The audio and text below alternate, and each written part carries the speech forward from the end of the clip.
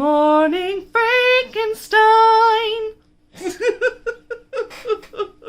Like Good Morning Baltimore, but Frankenstein. I don't know why I wanted to do that, but I did. Okay. So yeah, today I'm going to be reviewing Frankenstein, and I'm going to be using my handy dandy notebook. So I have started to kind of do like a spread for each book that I read.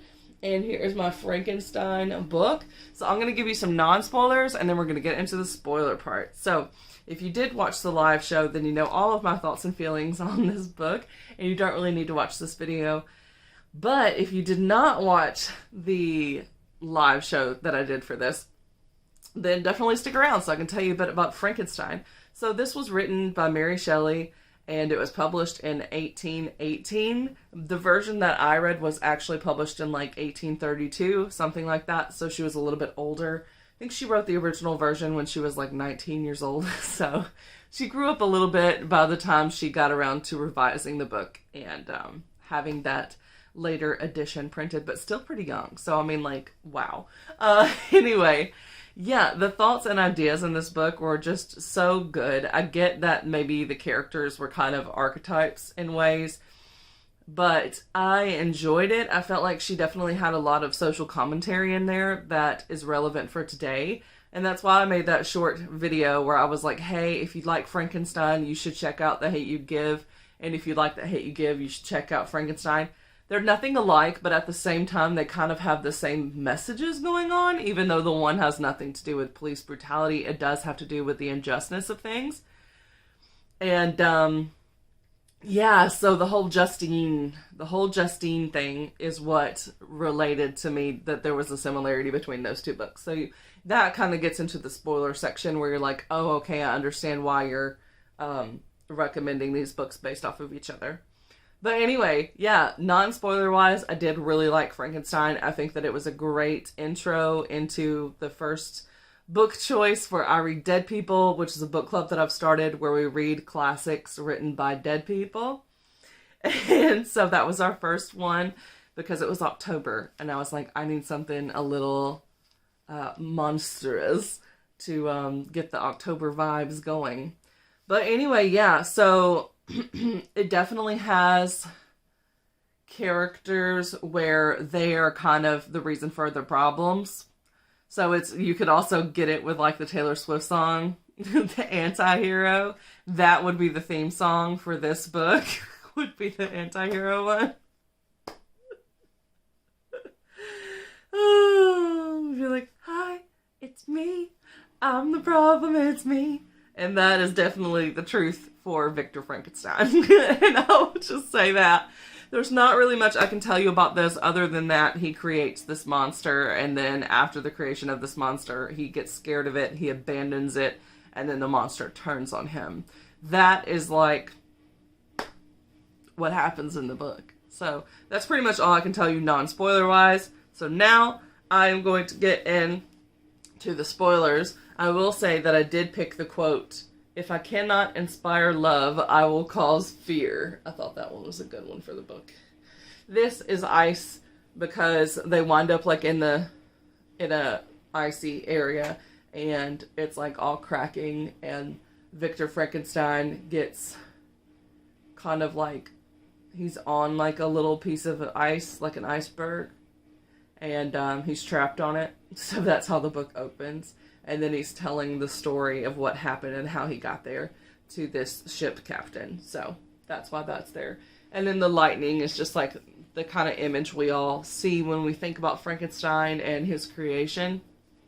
But anyway, now I'm getting into the spoilers.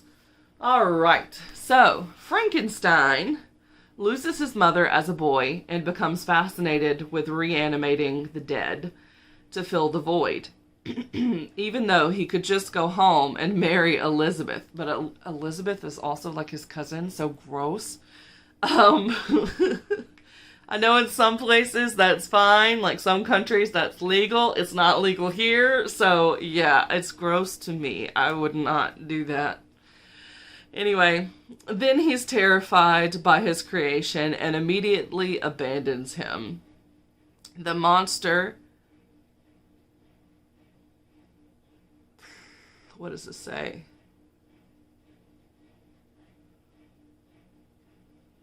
I don't know what it says. The monster something himself.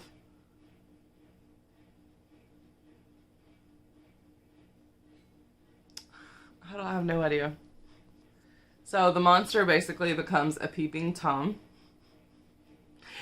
And when he realizes that no one will love him, he goes on a killing spree. Poor Justine gets blamed and killed over it because the monster framed her with the necklace the boy had been wearing. And Frankenstein was too cowardly to accuse the monster because then he would have to admit that he created this monster. And he didn't want any blame. So he never took any responsibility for his part in everything. Eventually, the monster says he'll stop killing if Frankenstein makes him a mate.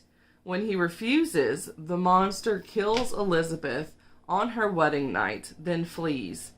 And it's so silly because, like, he literally tells Frankenstein, if you don't do this for me, I will be there on your wedding night. And Frankenstein arrogantly thinks that he's only going to try to harm him and not that he's going to do anything to Elizabeth. So, like, come on now.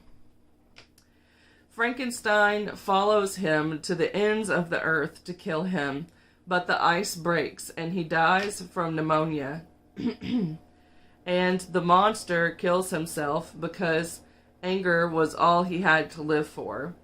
Frankenstein never fully took responsibility for his actions and made himself out to be the true villain, the true victim. When the monster killed... the monster... something... the monster had human emotions, and he had been had he been nurtured, he never would have become the true monster he was. I can sympathize, but ultimately, he was responsible for his own actions. So, yeah, that's kind of what I thought about Frankenstein. So, Frankenstein is the doctor's name, not the monster's name. The monster is never actually given a name, so he's just referred to as Demon. Like Frankenstein calls him Demon. And it's like, dude, like, you literally dug up corpses and, like, sewed bodies together. Which is funny, because in the book, she just says, gathered materials for, like, 2 years, and how he would match up the size, so, like, the limbs would be the same size. But, like, doesn't ever go into the grave robbing or anything like that. So you just kind of have to assume how he's creating this body. For all you know, he could just be making some kind of clay sculpture that he brings to life. Also, Frankenstein is described as looking much different than what he looks like in the movies that we see. So he's not green. He's actually yellow. So yeah, there's a little bitty differences between, like, what we see Frankenstein as, this dude, to what it's like in the actual book. But yeah, there's lots of moments where he kind of gets the short end of the stick, and it's not his fault. But he allows that to kind of, like, darken his soul and just become the villain. But also, who is the greater villain? Is it the monster, or is it Frankenstein, the one who created the monster? It's kind of up for you to decide. Honestly, you might think that both of them are. But I really do think that because Frankenstein did have human emotions. He didn't like what he was doing, but he also knew that he wasn't going to ever be loved. So the only feeling that he could really have was the satisfaction of enacting his revenge and making Frankenstein's life miserable. So that was his new goal in life, because he couldn't find love.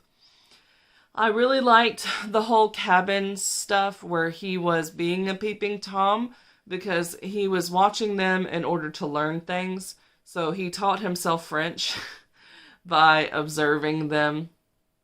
So yeah, I liked all the social commentary that's kind of like where you read between the lines and you see it in the book. My phone had ran out of space, but that was all I had to say about Frankenstein. So definitely check out the description of this video to see if I tagged you in this tag. Wait, no, this isn't the tag. This is just the review. Never mind, you're good to go. But do leave a comment, and if you do check out the descriptions of my videos when I talk about books, sometimes I do link the books down there. So if you would like to go purchase one of them, you can, and that way you don't have to like use the Google search bar or anything. I just got the link there. But yeah, that's all for this video. Thanks so much for watching. Subscribe if you like this, thumbs up, all that jazz, and I will see y'all in the next video. Bye!